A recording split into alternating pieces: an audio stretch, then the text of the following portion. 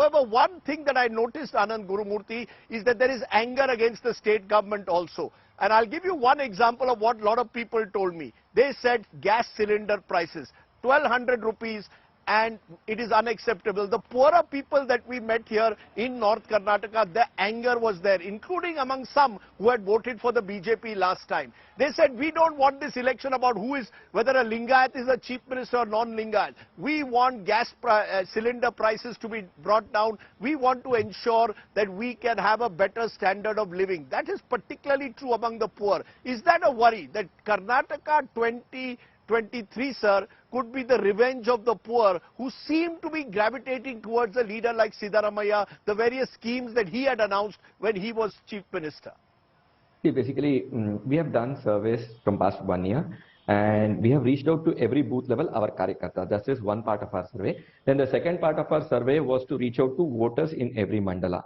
So in every constituency, we have reached out, and the gist of what you are telling, we have also heard. So in our manifesto, we'll provide certain provisions for it. And also one more thing is the anger towards leaders, not just particularly all the leaders who have been set aside and new faces we have shown are all in that criteria. There are many criteria based on which the selection was made for the 224 seats.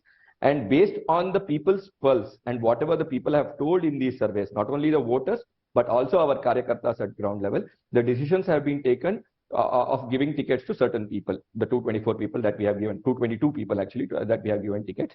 So based on this confidence, we are very confident that this time we are going to get a very nice mandate with a very good majority, and we will give a very good development-oriented Sarkar in the coming days in Karnataka, because as such people are believing this run that we are seeing, but you're especially not answering, in the last 2 years.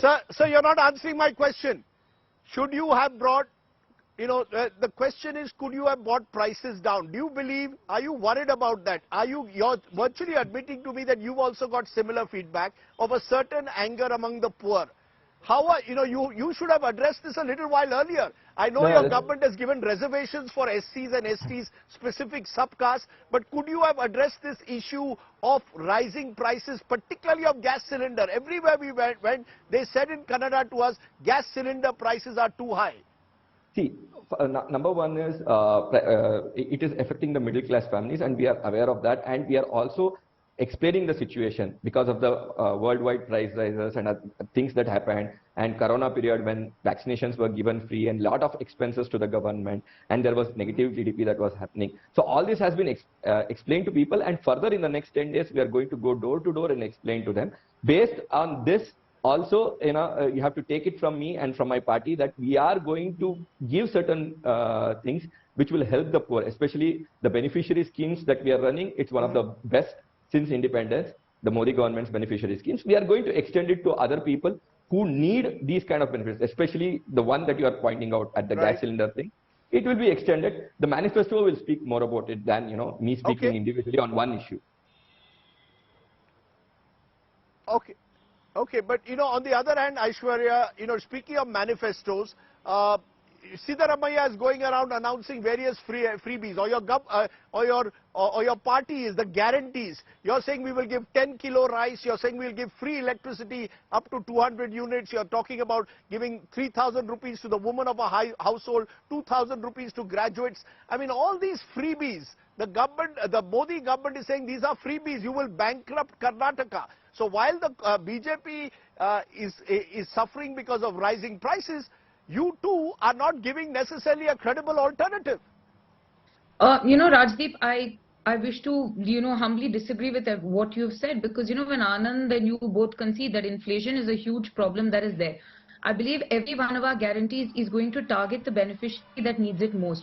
When we talk about 200 free units of electricity, if you look at the rising tariff, you realize that these 200 free units will help the net of people that require it the most first. Second, we obviously cannot arrest backbreaking inflation or price rise, because also the BJP is conceded there are a lot of global factors and whatnot. The fact we're giving 2,000 rupees, Rajdeep, is singularly because we want to ease the burden of the women there.